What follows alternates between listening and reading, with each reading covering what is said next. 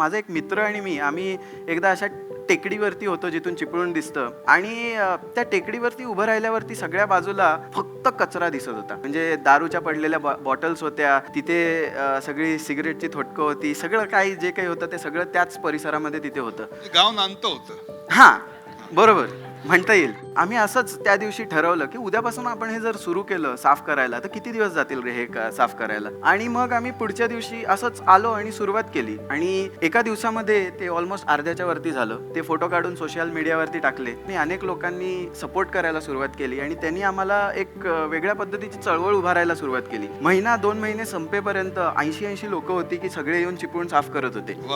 So त्यामधून मला पहिल्यांदा ते तिथल्या छोट्या स्केलवरती कसं करता येईल हे लक्षात आलं होतं. आणि ते केल्यानंतर जेव्हा मी बाहेर गेलो इंग्लंडमध्ये, तिथे ऍक्च्युली क्लायमेट चेंज हा खूप मोठा मुद्दा तोपर्यंत बनला होता. त्यावेळी बॉरिस जॉन्सन प्राईम मिनिस्टर होते. त्यांच्या घरासमोर तंबू टाकून मी राहिलेलो आहे आणि तिथे ते प्रोटेस्ट कव्हर करायचे होते, फोटो काढायचे होते मला. आणि ते सगळं बघत असताना मला लक्षात येत होतं की हा एक खूप मोठा मुद्दा आहे, पण ह्याच्यावरती जिथे ह्याचे प्रॉब्लेम्स आहेत तिथे जाऊन काम नाही केलं तर ते ऍक्च्युअल काम नाही होणार. ते आपण फक्त बडबड करतोय. सो मी परत येऊन इथे येऊन काम करायचं ठरवलं.